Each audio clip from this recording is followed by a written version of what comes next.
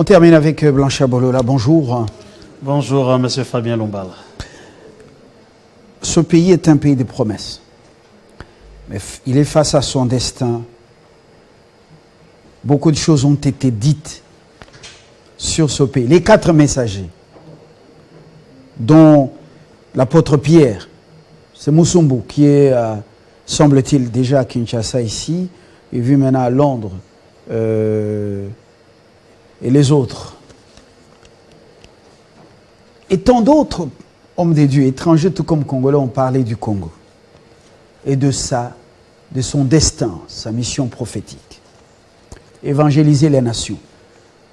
Selon beaucoup, ce pays n'est pas différent d'Israël. C'est le deuxième choix de Dieu. Bon, pas seulement pour exciter la jalousie d'Israël, mais c'est pour jouer un rôle vers les derniers temps, évangéliser le monde. La parole et même la manière de louer Dieu. Et ces richesses, il semble que c'est pour servir dans ce travail d'évangéliser le monde. Et c'est le rôle que le Congo serait appelé à jouer avant la fin de temps. Mais parmi tous ces prédicateurs, un qui est déjà dans l'au-delà, Émile Kamimbaya, un ancien officier breveté d'état-major, formé à Kotakoli, à Kananga, Efo et tout ça, il était devenu serviteur. Il a écrit un livre, Le plan de Dieu pour la RDC. Mais il a quitté le monde depuis 2008. Maintenant, le pays est face à son destin. Il a dit beaucoup de choses. Les douleurs que nous connaissons sont pédagogiques. Le sacrificateur qui se compromet, il a parlé de tout ça. Le roi. Alors, est-ce que ce n'est pas une sorte de bandoto ou c'est une réalité? Vous savez, la Bible nous révèle que Dieu parle tantôt d'une manière, tantôt d'une autre. Même au travers les ndoto, Dieu parle. Vous savez, la République démocratique du Congo n'est pas n'importe quel pays, mais c'est une nation choisie par l'Éternel, parce que nous sommes les projets de Dieu pour ces temps de la fin. Nous avons un programme avec Dieu. Et nous sommes une nation qui a un grand destin. Vous vous souviendrez que 1921, un homme s'est levé et a prophétisé en disant ceci: de cette terre naîtra une nation puissante. Il s'agit de Mfumu Kimbangu. À cette époque-là, Kimbangu n'était pas un Mfumu. C'est-à-dire le prophète Kimbangu. Il dit: de cette terre naîtra une nation puissante. Et il est en parti 1921. Ah oui. Et il est parti encore très loin. Il dit: un jour, Mundele akukoma Motomoindo akukoma Mundele. À cette époque-là, c'était une insulte pour les colons. Mais il disait la vérité. Et de cette parole a nourri la foi des pères des indépendances qui ont soulevé la masse, la foule, pour que la RDC puisse obtenir son indépendance. Vous savez, et quelques années après, John Marang, oui, un Zimbabwéen de l'église apostolique dont les adeptes se rasent la tête et laissent la barbe, et pris souvent en soutane blanche, est venu au Congo. Il avait déclaré: je suis venu remettre le pouvoir à son propriétaire. Je clôt la parenthèse. Merci beaucoup pour ces compléments d'information. Vous savez, les Congolais doivent comprendre qu'ils bénéficient d'une grâce. C'était après avoir vu dans une vision au Congo qu'il y avait l'échelle qui touchait le ciel et la terre. Il s'est réveillé, il a dit: mais qu'est-ce qui se passe? Il avait tout compris. John Marang. Nous sommes une terre sacrée. Voilà pourquoi, à part le prophète Kimbangu, il y a eu les 4 messagers, il y a eu plusieurs personnes, notamment Émile Kamimbaya, qui a vu un destin glorieux pour cette nation. Il dit que le Congo est la réponse de Dieu à toute question qui se pose à l'humanité. Et vous comprendrez que le Congo a contribué à beaucoup de choses, même au boom économique à l'époque du caoutchouc. Et aujourd'hui, avec l'avènement des voitures électriques, le Congo a toujours son mot à dire. Les ressources qui caractérisent la richesse de cette nation, ce sont des signaux qui déterminent la vocation des grandeurs. Même notre situation géographique est un atout de puissance. Mais nous savez qu'Émile écrit. C'est un atout de puissance. Il dit, vous remarquerez que le fleuve Congo fait incursion à l'océan. C'est pour marquer son intention de puissance. Le Congo était une nation puissante. Mais il dit qu'il y a quelque chose qui bloque le Congo pour ne pas accéder à son rôle, à sa destinée. Il s'agit d'abord, premièrement, de la méconnaissance du rôle que ce dernier est appelé à jouer, parce qu'il dit le manque, la méconnaissance du destin prophétique est un frein qui nous empêche de prendre notre envol. Il dit la souffrance que connaît cette nation, c'est comme les tableaux noirs sur lesquels Dieu est en train d'écrire.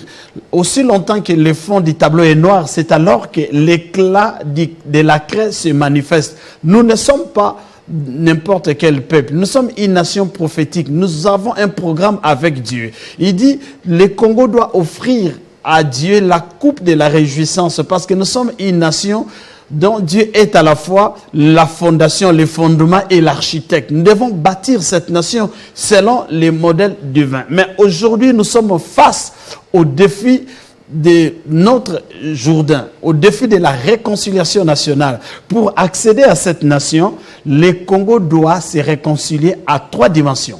Premièrement, avec l'Éternel, le Dieu qui préside à son destin glorieux, parce qu'il y a la violation des lois spirituelles. Deuxième dimension, d'ailleurs, nous sommes très heureux. Réconciliation avec Dieu. Avec Dieu. Nous sommes heureux parce que cette nation a été consacrée dédiée à l'Éternel, dédicacée à Dieu par le président Tshisekedi. Oui. Est-ce qu'on peut parler d'une réconciliation? Vous avez demandé pardon au nom de tous ses prédécesseurs. Oui, nous sommes en train d'en arriver. La deuxième dimension, le Congolais doit se réconcilier avec lui-même. Parce qu'il dit dans sa quête du bonheur, dans sa marche vers la démocratisation, depuis 60 jusqu'à nos jours, il y a eu beaucoup de fractures. Et l'âme du Congolais a été détruite et morte. Or, l'âme relevant du domaine de l'esprit, les politiques ne peuvent pas donner la vie à l'âme qui est morte. C'est l'œuvre de la sacrificature, des sacrificateurs. Mais là, il se pose encore un problème. Des sacrificateurs qui se compromettent, oui. Qui ne s'entendent pas avec les dirigeants politiques. Avec eux-mêmes d'abord et avec les dirigeants politiques. Poison, colibé, la haine, la course au pouvoir, au matériel, et puis conflit avec ceux qui dirigent les institutions politiques. Voilà pourquoi Émile dit, l'un des problèmes qui bloque, qui empêche cette nation de prendre son envol, c'est une prêtrise non consciente de son rôle et de sa mission. Il dit, Dieu commencera premièrement à mettre de l'ordre dans l'Église. Lorsque Dieu aura restauré l'Église, c'est alors que l'Église va impacter sur la vie de la nation. Parce qu'aujourd'hui, au lieu d'être la solution pour la nation, l'Église elle-même est devenue un problème pour la nation. L'Église est devenue un problème. Voilà pourquoi Dieu va commencer premièrement à mettre de l'ordre dans l'Église. Parce que l'on ne se sert pas de Dieu, mais on les sert. Aujourd'hui, certains sacrificateurs se servent de Dieu pour leur propre compte. Vous vous souviendrez qu'il est dit, en ce jour-là, en Israël, il y aura cette femme qui viendra vers un mari pour leur dire, faites-nous seulement porter ton nom. Nous allons vivre à nos dépens. Alors que lorsqu'on sert le Seigneur, on ne vit pas à ses dépens. On se conforme à son appel, à la mission, et la fonction de la sacrificature est liée à la dignité. Aujourd'hui, la dignité, l'éthique est bannie. Voilà pourquoi le Seigneur va mettre de l'ordre. Parce que l'Église ne doit pas être un problème. L'Église doit aider la nation à se réconcilier avec Dieu, à se réconcilier avec elle-même. Parce que dans la troisième dimension, les Congolais doivent se réconcilier avec son environnement. Parce que, Émile dit ceci, le sang... Et c'est la dernière dimension. La dernière dimension. Avec l'environnement. L'environnement. Pourquoi? Ça signifie quoi concrètement? Nous avons aller dans la forêt, demander pardon à la forêt? Non. Nous avons souillé la nation par les sangs innocents, des crimes organisés, les guerres à répétition. Le sang innocent a coulé. Et vous savez, lorsque le sang est versé... Ce sont les grandes puissances et les politiques dans des grands palais qui sont derrière les assassins internes et externes. Alors le peuple, où est son problème? Qui doit se réconcilier avec la nature, l'environnement? C'est le peuple ou les dirigeants? Les dirigeants font partie du peuple. Ils font partie du peuple, oui. Donc, nous devons nous réconcilier. Pourquoi? Parce qu'il y a eu des vies gratuitement détruites, des assassinats, des crimes organisés. Le sang innocent a coulé. Et le sang, lorsqu'il est versé, ne connaît pas le silence. La Bible dit, le sang que tu as versé crie vengeance. Et Émile Kamibaya démontre que les réconciliations qu'il y a eu dans ce pays, c'était des réconciliations purement politiques et politiciennes, où on a récompensé les bourreaux d'hier, des bandits de grands chemins, des criminels, des gens qui ont assassiné, des gens qui ont endeuillé la nation et qui se sont vus promis. Donc c'est une sorte de prime à la criminalité. Et on ne s'est pas soucié de la victime. Et nous devons réparer cela. Donc 3 conditions, 3 préalables. 3 préalables. À remplir. Nous devons nous réconcilier avec l'Éternel, le Dieu qui préside à notre destin glorieux. Nous devons nous réconcilier avec nous-mêmes, parce que la réconciliation nationale, c'est le fœtus qui porte notre destin glorieux. Donc là, c'est la prêtrise, comme on voit le patriarche Ngalassi, qui est en train de faire les pas vers le patriarche Coutinho Fernando pour une réconciliation après tout ce qu'il y a eu avec des interférences politiques. Donc, c'est une bonne démarche. C'est une bonne démarche, une démarche à encourager, et cela doit être une démarche sincère. Parce que si nous sommes serviteurs de Dieu, si nous sommes fils de Dieu, le pardon, la réconciliation font partie des valeurs chrétiennes. Est-ce que c'est possible à l'heure où vous voyez beaucoup de communautés se décider déjà de quitter l'ECC, l'armée du salut est déjà sortie de l'ECC, et puis après, est-ce que c'est possible que avec Kamba, Kankenza et qui encore l'armée de l'Éternel, c'est qui? L'armée de... Le général Soni. Le général Soni Kafuta. Et tous ces gens s'embrassent encore, pleurent ensemble, et puis devant les fidèles. Est-ce que c'est possible? Le cardinal Ambongo, avec par exemple l'évêque méthodiste ou Kamba, s'embrasser devant le monde, et puis voilà, se demander pardon pour tout ce qu'il y a eu, et puis revenir à la communion. Est-ce que c'est possible? C'est possible si nous privilégions l'intérêt du Seigneur, si nous sommes serviteurs du Seigneur. C'est possible si nous mettons de côté l'orgueil et nos égos.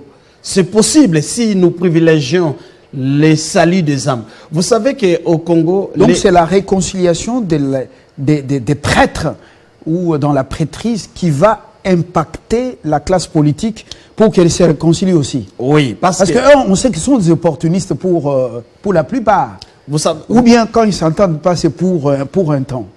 C'est une confusion peut-être des façades. Mais ils finissent toujours par s'entendre. Vous savez, si les gens passent outre la réconciliation, les intérêts du Seigneur, l'Éternel les mettra à côté et le Seigneur va susciter une nouvelle génération. Parce que l'on ne se manque pas de Dieu.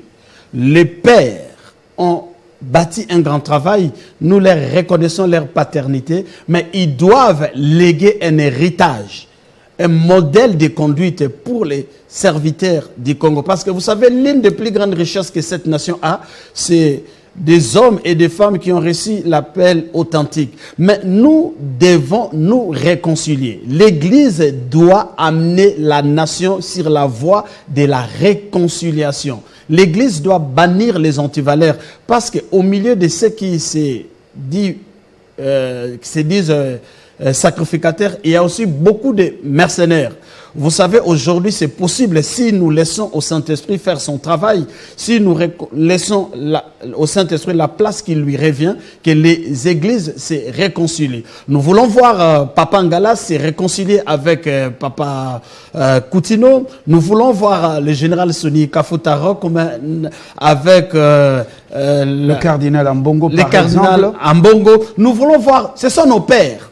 Et vous savez, c'est une fierté pour la nation lorsque nos pères dans la foi sont dans l'unité, privilégient l'amour, le bien-être de la population. Puisqu'ils sont serviteurs de Dieu, je sais que cette voix retentit dans leur cœur et ils finiront par s'entendre, pas des façades, mais la réconciliation, la vraie réconciliation de cœur. Lorsque les serviteurs se seront réconciliés, c'est alors que maintenant ils vont entraîner la nation dans une repentance nationale, dans la réconciliation, pour que cette nation puisse éclore dans son destin glorieux. Alors, après les 3 préalables, bon, je ne veux pas qu'on aille plus loin. Ce plan de Dieu pour la RDC avec les préalables, tout est échelonné, différentes étapes jusqu'à la gloire. C'est expliqué dans ce livre qui va encore davantage être expliqué au grand public au studio Maman Nguébi le 26. Oui, c'est samedi. Ce samedi, de quelle heure à quelle heure? Ce samedi 26 août, à partir de 9h, nous sommes là au studio Maman Nguébi pour écouter les oracles du Seigneur, pour écouter la pensée de Dieu sur notre nation, sur l'avenir de cette nation, parce que Émile dit dans cet ouvrage que le monde, les peuples du monde entier viendront ici au Congo pour connaître la recette de la paix. Parce qu'un peuple menacé par un destin tragique échappa miraculeusement à ses destins à cause des hommes et des femmes épris de l'amour pour Christ. Il dit le Congo va servir au relèvement de l'Afrique. Le Congo a son rôle à jouer dans les concerts des nations. Parce qu'il est dit aussi que l'homme blanc ne peut plus conduire la barque de l'humanité parce qu'il a connu la déchéance morale. Voilà pourquoi l'évangile qui viendra du Congo, c'est pour la restauration des valeurs. Voilà pourquoi nous-mêmes à l'interne, comme Congolais, nous devons prendre conscience de notre identité prophétique et de notre rôle, afin de faire l'éclosion des valeurs. La révolution des valeurs. Nous devons quitter la médiocrité pour atteindre l'excellence. Donc, ce samedi, nous nous retrouverons au studio Maman Nguébi à partir de 9h. Voilà pourquoi nous invitons tous ceux qui croient à un Congo nouveau, tous ceux qui croient au relèvement du Congo, tous ceux qui croient que cette nation ne fera pas naufrage. Nous allons nous retrouver là. Tous ceux qui, les pasteurs, évangélistes, étudiants, scientifiques, artistes, journalistes et avocats, magistrats, tous ceux qui ont une parcelle d'autorité dans cette nation, un grand rendez-vous sacré à ne pas manquer ce samedi 26 août à partir de 9h au studio Maman Nguébi de la RTNC. Et voilà, ça sera l'occasion d'écouter ce qui est dit. Il y a beaucoup de choses qui suivent. Parmi les préalables à remplir, la diversité culturelle est une richesse. Chaque province a une destinée. Quand M. Kamimbaya, d'heureuse mémoire, feu officier de l'armée et serviteur de l'Éternel, explique par chaque province ce qu'elle va apporter. Ah, mais c'est terrible. Il est même démontré que c'est la force, l'unité et l'amour de l'Ouest qui vont sauver la partie orientale. Nous attendons le vent de l'Ouest pour chasser les sauterelles que le vent de l'Est a amenés. Donc, les gens de l'Ouest ont un grand rôle à jouer pour la situation de l'Est. Voilà pourquoi nous devons nous réveiller. Donc, nos envahisseurs sont appelés sauterelles. C'est ça. Par leur capacité de nuisance. Oui. Donc, c'est-à-dire, Parce que les sauterelles, c'est une armée d'invasion. Ils détruisent la récolte, la production. C'est-à-dire qu'ils vous empêchent de jouir de vos richesses et des efforts. Voilà pourquoi lorsque les gouvernements, les institutions sont en train de mener des efforts, les sauterelles de l'Est détruisent. Voilà pourquoi il dit, nous attendons les vents de l'Ouest pour chasser les sauterelles que les vents de l'Est a amenés. C'est alors que l'Est va amener son vent du développement. Mais l'Ouest doit jouer un rôle pour la pacification de l'Est. Et ça sera Leïsa Mpunda, Mpunda Leïsa. Oui. Il faut que l'armée, la police, les prières, l'amour du Congo sauvent la partie Est des ennemis extérieurs pour que les richesses de là puissent profiter à la nation tout entière. À la nation et à la partie Ouest. Nous serons là pour écouter davantage. Il y a beaucoup de choses qui sont dites sur la destinée de cette nation et ceux qui viennent. Quand les gens viennent, il faut les recevoir. Les gens viendront ici nombreux. Ce sera le passeport le plus recherché, le visa. Les gens chercheront à venir ici parce qu'il y aura la vie. L'eau, la nature elle-même. Les gens quitteront leur pays pour venir ici. Nous avons suffisamment de place pour les accueillir. Et avec notre hospitalité légendaire. Qu'ils nous respectent, pas une naïveté. Non, nous devons faire un distinguo entre l'hospitalité et la naïveté. Et voilà pourquoi tous les compartiments de la nation doivent prendre conscience et se développer. Nous sommes très contents parce qu'il a parlé même de l'armée. Parce que nous devons avoir une armée puissante par rapport à nos ambitions, par rapport au rôle prophétique que nous sommes appelés à jouer. Parce qu'il dit empêcher le Congo de prendre son envol, c'est hypothéquer l'avenir même de l'Afrique. Parce que nous sommes la pièce pivot, nous sommes le moteur de l'Afrique. C'est par nous que les nations africaines vont accéder véritablement à leur indépendance et à leur boom économique. Et voilà. Même les petits Rwandais et l'Ouganda auront besoin de nous pour leur survie. Et il faut noter ça. Blanchard, je vous remercie. En attendant, samedi le 26, nous allons écouter ces merveilles. Il faut qu'on lise. Nous devons lire. En ce pays, nous lisons rarement. Quittons les réseaux sociaux. C'est abrutissant, c'est avilissant. Lisons, comme ce livre, le plan de Dieu pour la RDC. Merci. Je vous remercie. Et nous jetons l'encre par ici avec l'espoir de vous retrouver mercredi à 19h, oui, dans d'autres blabla qui tient la route. Excellente journée, que Dieu vous bénisse.